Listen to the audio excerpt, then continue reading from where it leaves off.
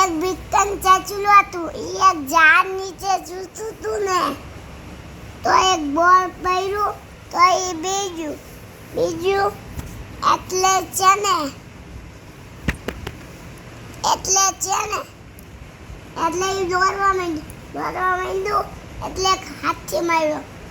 હાથીએ પૂછ્યું કે તું ચા દોડતી જશો તો છે ને કીધું ચચલીએ પતંગ આવ્યું ઊંચેથી આબ પડ્યું પીઠ મારી ભાંગી નાખ ભાગો રે ભાગો. તો હાથીભાઈ દોડવા બેઠા. પછી વાઘ માર્યો તો વાઘે કીધું વાઘ તો કે ચચલીને હાથી ચા દોડતા જાઉં છો. તો ચચલી બોલી પતંગ આવ્યું ઊંચેથી આબ પડ્યું પીઠ મારી ભાંગી નાખ ભાગો રે ભાગો. તો વાઘે દોડવા માંડ્યો.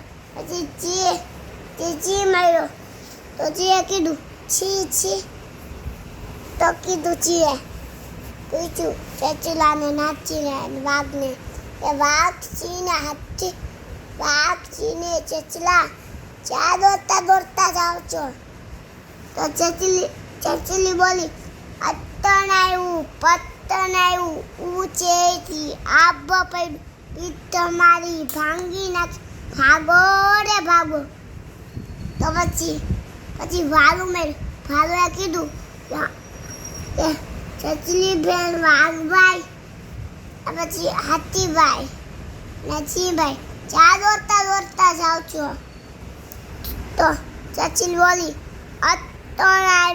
પતંગ આવ્યું ઊંચેથી આબ પડ્યું પીઠ મારી ભાંગી નાખ ભાગો રે ભાગો.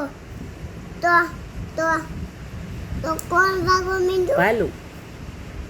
ભાલું ભાગવા માંડ્યું. પછી ભાલું ભાગવા માંડ્યું.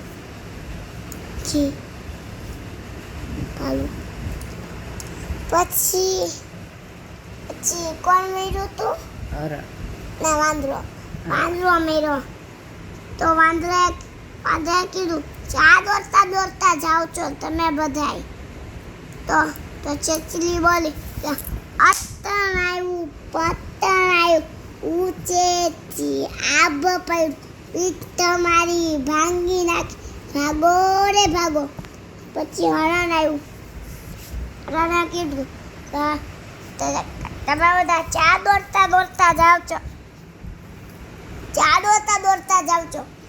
તો ચકલી બોલી પતંગ આવ્યું ઊંચેથી આબ પડ્યું પીઠ મારી ભાંગી નાખ ભાગો રે ભાગો. પછી ચિયા માર્યું. ચિયા કીધું કે બધા ચા દોડતા જાઓ છો. તો કીધું કે પતંગ આવ્યું ઊંચેથી આબ પડ્યું પીઠ મારી ભાંગીને ભાગો રે ભાગો. તો શિયાળે કીધું પતંગ આવ્યું તો છે ને તો કે શિયાળ કે કાંઈ હતા નથી આવ્યું. તો છે ને બોલ પહેર્યું. તો શિયાળે કીધું કે કાંઈ નહીં. તો બિકન ચચલી બેન પૂરી થઈ ગઈ વાત.